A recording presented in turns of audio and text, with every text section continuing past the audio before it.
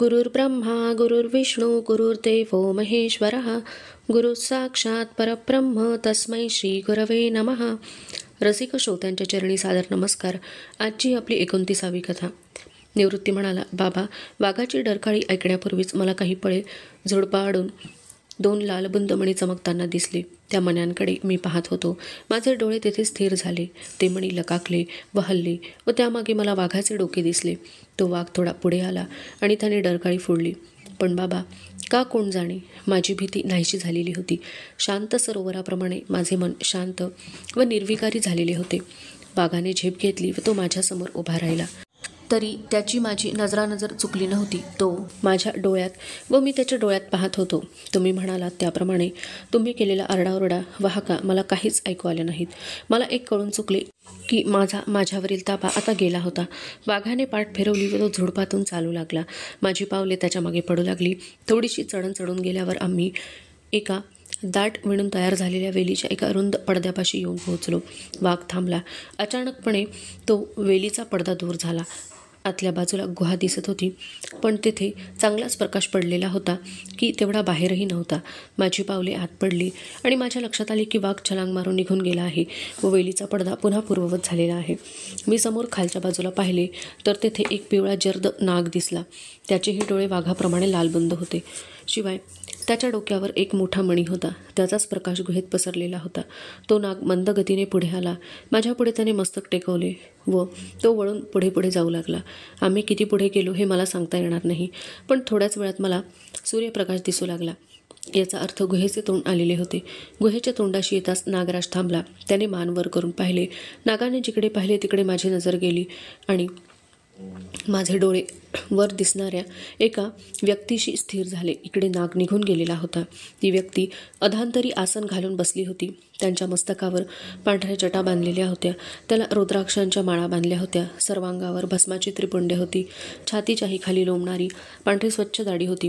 अंगावरील रोमसुद्धा पांढरे झालेले होते. डोळ्यांच्या भुयांचे केसही लांब होते व तेही पांढरे झालेले होते. चेहरा भव्य होता. नेत्र मिटलेले होते, तर पापण्यांच्या आकारावरून ते मोठे असावेत तसेच वाटत होते. एकूण शरीर भव्य दिसत होते, पण ते केवळ भव्यच होते असे नव्हे, तर दिव्यही होते. त्यांच्या भोवती प्रकाशाचे वलय होते. भगवी कफनी अंगावर होती. गळ्यात रुद्राक्षाच्या माळा होत्या. हातांवर दंडांवर मनगटी रुद्राक्ष माळा बांधलेल्या होत्या. एकटक मी त्यांच्याकडे पाहत होतो. दुसरीकडे पाहण्याची मला इच्छाच नव्हे, कदाचित मी पाहूही शकत नव्हतो असे मला वाटते. मी आल्याची चाहूल लागली असावी वा वाघाने किंवा नागाने त्यांना सांगितलेली कामगिरी बजावलेली असावी अशी खात्री होऊन त्यांनी त्यांची नेत्रकमले उघडली. निवृत्तीने डोळे मिटले. पुढे जे घडले ते निवृत्ती सांगू शकत नव्हता, कारण गहनीनाथ महाराजांची दृष्टादृष्ट होताच निवृत्तीचे देहभानच हरपून गेले होते.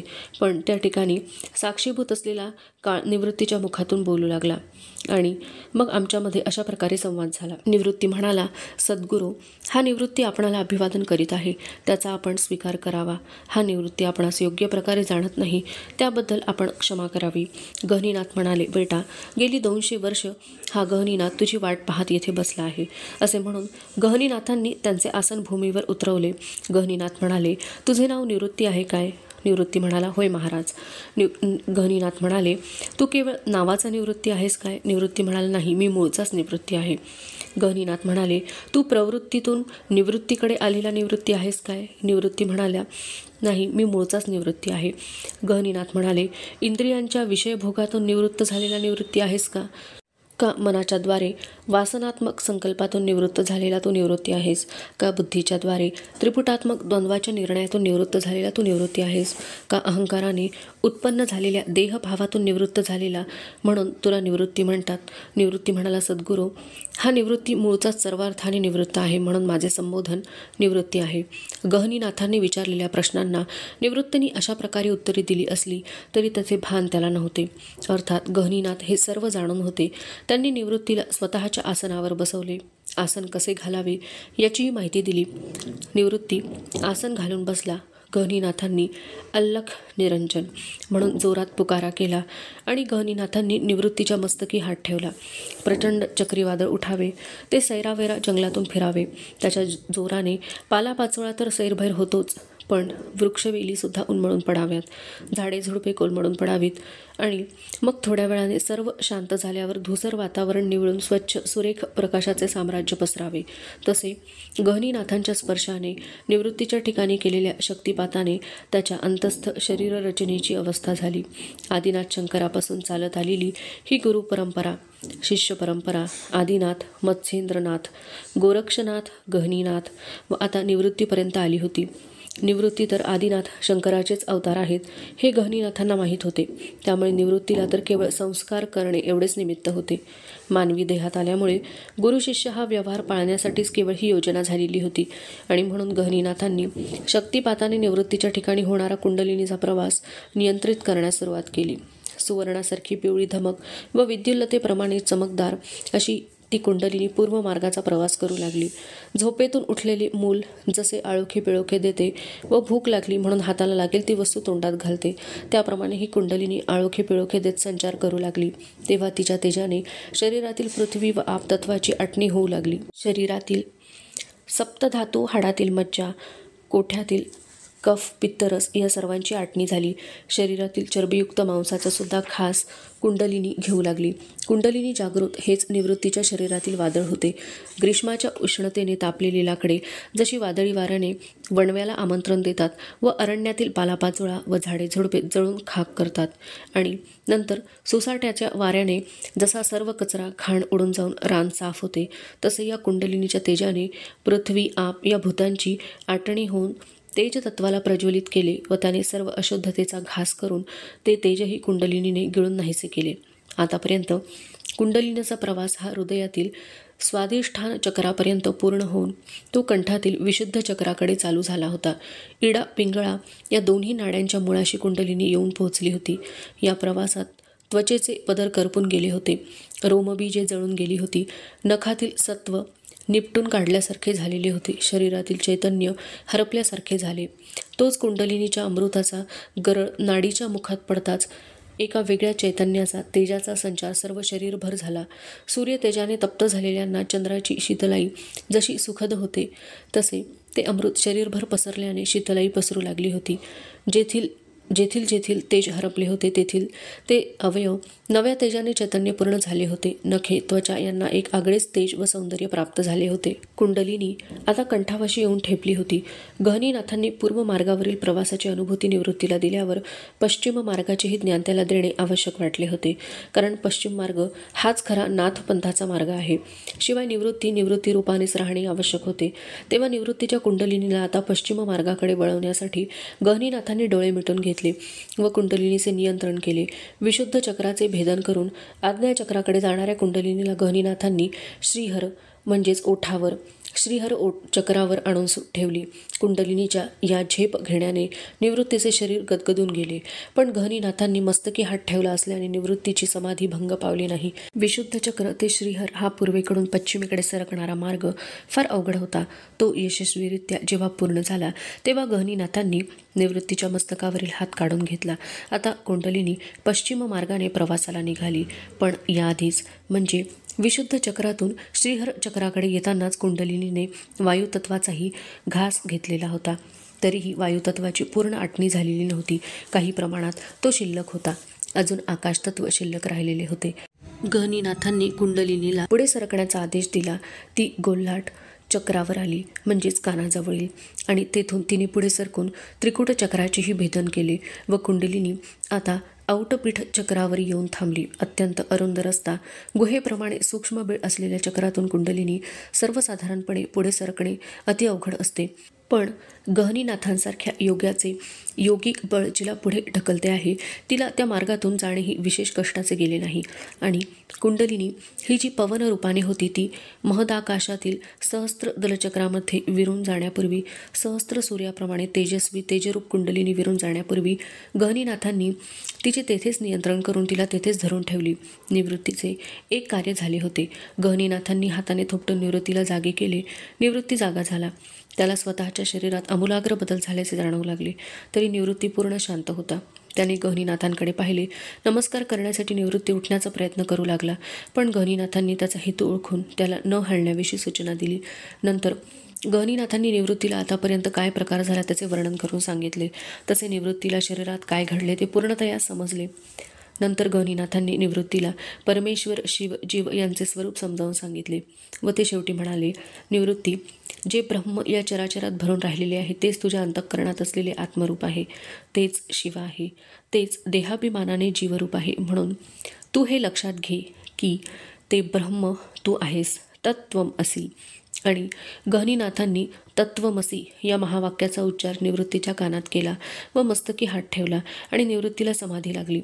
एक परिक्रमा करून सूर्य जेव्हा दुसऱ्या दिवशी गहनीनाथांच्या गुहेतील दृश्य पाहू लागला होता तेव्हा त्याला दिसले की गहनीनाथ निवृत्तीला सांगत आहेत की हे शिष्योत्तमा, तत्त्वमसी या वाक्याचा बोध तुला झाला आहे, पण त्या ब्रह्माची ही ओळख फार दुरून होत आहे. अरे, जे ब्रह्म चराचरामध्ये सर्वत्र सर्व रूपाने भरलेले आहे व तुझे आत्मरूपसुद्धा ब्रह्मच आहे, मग जीवाभावाचा संबंध येथे कशाला आणावयाचा? ते आत्मरूप स्वतःच ओळखत आहे की अहम ब्रह्मास्मी.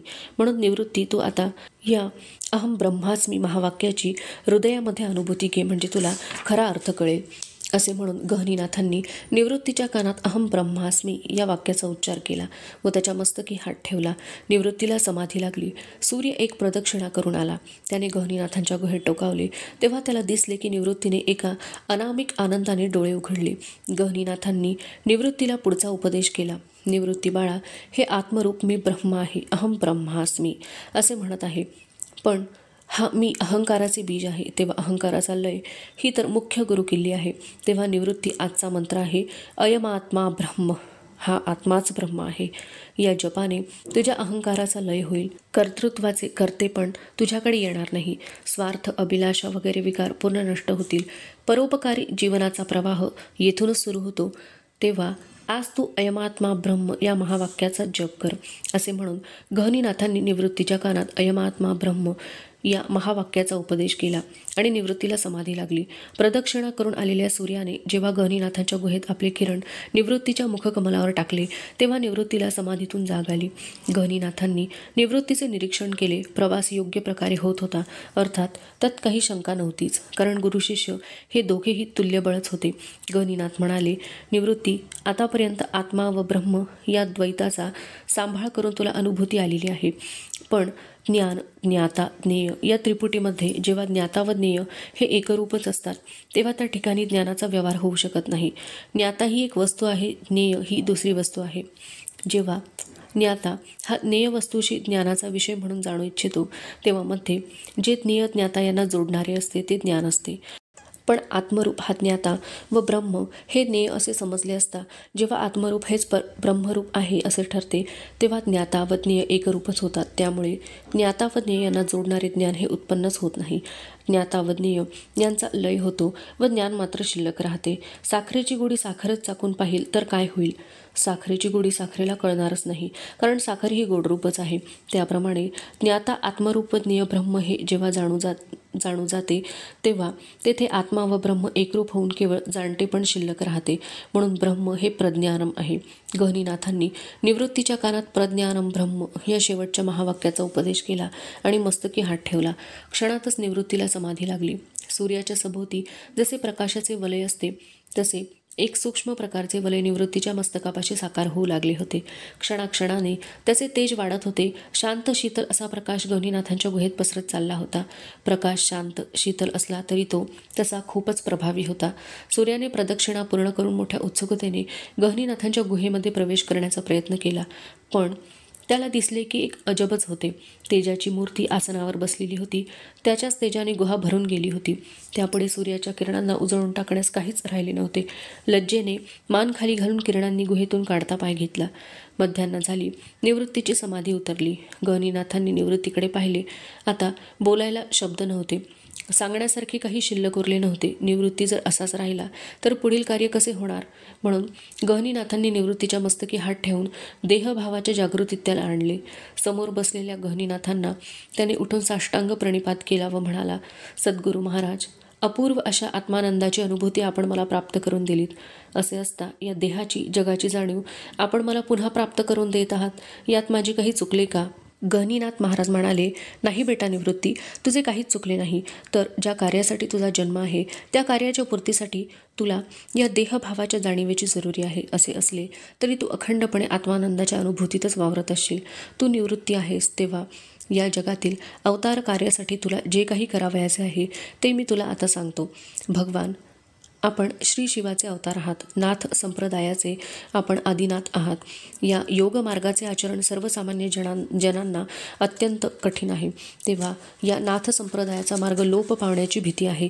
शरीरातील महाभूतांची आटणी करून पिंडाने पिंडाचा ग्रास करणारी विद्या जी महाविष्णूकडून ओघाने आपल्याद्वारा बाहेर आली, त्याचा हा ओघ ज्याप्रमाणे समुद्राचे पाणी मेघरूपाने वर जाऊन पुन्हा सरिता रूपाने सागराला मिळते, त्याप्रमाणे पुन्हा महाविष्णूच्या रूपाने अवतरलेल्या आपण बंधू श्री ज्ञानदेवासी मिळवून टाकावा, अशी नियंत्याची योजना आहे. म्हणून आपण ही सर्व विद्या आपले बंधू श्री ज्ञानदेव यांना प्रदान करावी. दुसरी गोष्ट, धर्माला ग्लानी आली असता धर्माचा उद्धार करून दुष्टांचे पारिपत्य करून सज्जनांचे रक्षण करण्याचे कार्य हे भगवान विष्णूचेच आहे. तेव्हा त्या पद्धतीचे कार्य ज्ञानदेवांकडून व्हावयाचे आहे. पण यावेळी त्यांचे गुरुत्व आपल्याकडे आले आहे. आपले अधिष्ठान या कार्याला आवश्यक आहे. म्हणून आपणाला ही देहभावाची जाणीव आवश्यक आहे. निवृत्ती, हा योगमार्ग अत्यंत कठीण आहे. तेव्हा या कलियुगामधील दुर्बल मानवाला या मार्गाचे अवलंबन होणार नाही. केले गेले तर पूर्णता प्राप्त होणार नाही. शरीर कष्ट अतोनात होतील व मार्गाची हेळसांड केली जाईल. म्हणून भक्ती मार्गाचा प्रसार करण्याचे कार्य ज्ञानदेवांकडून तुला करून घ्यावयाचे आहे. श्रीकृष्णावर रुसून गेलेल्या रुक्मिणीला शोधण्यासाठी गेलेला व भक्त पुंडलिकाच्या प्रेमाखातर तेथेच उभा राहिलेला विठ्ठल हे भगवंताचे रूप आहे. तेव्हा त्याच्या भक्तीची ध्वजा पताका उंचावणे हे ज्ञानदेवाचे कार्य आहे. पंढरीच्या भक्तीचा जो निर्झर सध्या वाहत आहे त्याचे महानदीमध्ये रूपांतर करणे हे ज्ञानदेवाचे कार्य आहे. कलियुगातील दुर्बल जनांना नामजप हे साधन उत्तम म्हणून भगवंतांनीच सांगितले आहे. नामजपाला कसलेही जाती गोताचे, स्त्री पुरुषाचे, स्पृश्याचे, गरीब श्रीमंतांचे, शुद्धाचे, काळावेळाचे, लहान मोठ्याचे, ज्ञानी अज्ञानीचे बंधन नाही. त्यामुळे नामजपाचा भक्तिमार्ग सर्वांना सुखकर वाटेल व त्या निमित्ताने त्याचे ग्रहणही बहुजन समाजाकडून होईल. तेव्हा ही दीक्षा तू ज्ञानदेवाला प्रदान कर. ज्ञानदेव पुढे सोपान व मुक्ताला प्रदान करतील. पुढील कार्याविषयी नियतीच्या योजनेप्रमाणे तुम्हाला वेळोवेळी बुद्धी होईल असे तुम्ही करालच. आणि आता शेवटी निवृत्ती, समाजामध्ये तुमचे जे स्थान आहे ते पाहता तुमच्या कार्यात तुम्हाला सहजासहजी यश येणे अवघड आहे. तेव्हा चमत्काराशिवाय नमस्कार नाही. या न्यायाने तुम्हाला काही चमत्कार करावे लागतील. तुझ्या गेल्या 8 दिवसांच्या साधनेने तुला प्राप्त झालेल्या सिद्धीची मी तुला माहिती देतो. या सिद्धींचा उपयोग करण्याची तुला वेळ येणार नाही. पण या सर्व सिद्धी तू तुझ्या बंधूला ज्ञानदेवाला प्रदान कर. तो त्यांच्या आवश्यकतेप्रमाणे उपयोग करील आणि तुमचे कार्य सुकर होईल. गहिनीनाथ बोलावयाचे थांबले. क्षणभर केला आणि त्या गुहेचे रूपच बदलून गेले. एका मोठ्या सुशोभित सभामंडपातील सिंहासनावर निवृत्ती बसला असून तेथे अनेक सिद्धी हात जोडून त्याच्यासमोर उभ्या आहेत. गहिनीनाथांनी खूण करताच एका सिद्धीने निवृत्तीच्या गळ्यामध्ये माला घालून त्याला नमस्कार केला. समारंभ संपला. सर्व दृश्य विरून गेले. निवृत्ती गहिनीनाथांसमोर तसाच बसला होता. सिद्धींनी घातलेले हार त्याच्या गळ्यात नसले तरी एक अप्रतिम सुगंध मात्र वातावरणात दरवळत होता. यावरून जे दिसले होते ते खरे होते याची निवृत्तीला खात्री झाली. निवृत्ती उठून उभा राहिला. त्याने गहिनीनाथांना साष्टांग दंडवत घातले. गहिनीनाथांनी निवृत्तीला हृदयाशी धरले आणि क्षणात एका ज्ञानानंदाची प्रचिती निवृत्तीला आली. देहभावाच्या पलीकडे तो पाऊल ठेवत होता. तोच गहिनीनाथांनी त्याला हृदयापासून दूर केले. नाथ पंथाची सर्व चिन्हे त्यांनी निवृत्तीला दिली. आता निवृत्ती राहिला नव्हता. तो आता निवृत्तीनाथ झालेला होता. गहिनीनाथांनी निवृत्तीनाथाला पूर्ण सजवून त्यांच्या आसनावर बसवले. गहिनीनाथांनी डोळे मिटले व अधांतरीच पद्मासन घातले. आकाशातून एक प्रचंड प्रकाशाचा स्रोत आला व गहिनीनाथांच्या अंगावर पडला. त्यांचे आसन त्यांच्यासहित वायुवेगाने त्या प्रकाशमार्गाने अवकाशात लुप्त झाले. निवृत्तीने डोळे मिटून त्या आकाशमार्गाने गेलेल्या गहिनीनाथांना नमस्कार केला. डोळे उघडले तेव्हा निवृत्ती त्र्यंबकेश्वराच्या देवळाजवळ उभा होता. निवृत्ती बोलायचा थांबला कारण वृत्तांत संपला होता. विठ्ठलपंत, रुक्मिणी, ज्ञानदेवांनी हा सर्व वृत्तांत ऐकला. विठ्ठलपंत रुक्मिणी यांचे हृदय भरून आले. त्यांचे नेत्र आनंदाश्रूंनी डबडबून आले. त्यामुळे त्यांना निवृत्तीचा चेहरा स्पष्ट दिसत नव्हता. मायेचा प्रभाव हा अगम्य असतो. ज्याला जेवढे लक्षात असावे असे नियतीला वाटत असते तेवढे स्मरणात ठेवते, बाकीचे विस्मृतीत जाते. मातृप्रेमाने मोहित झालेल्या रुक्मिणीला एवढेच कळले की निवृत्तीला गनिनाथांचे दर्शन झाले असून त्यांनी निवृत्तीवर कृपा केली आहे. त्यामुळे मागे दिलेले आशीर्वाद खरे झाले आहेत. विठ्ठलपंतांना वाटले की ज्या ज्ञानाची मुलांमध्ये कमतरता होती ते ज्ञान मुलाला मिळाले आहे. अनुभूतीने पूर्णता झालेली आहे. तेव्हा त्याच्या जीवनाचे सार्थक झाले आहे. परमेश्वरी कार्यातील आपला जो भाग होता तो आता संपला आहे. ज्ञानदेवाला ते ऐकून त्या ज्ञानाची आता ओढ वाटू लागली होती.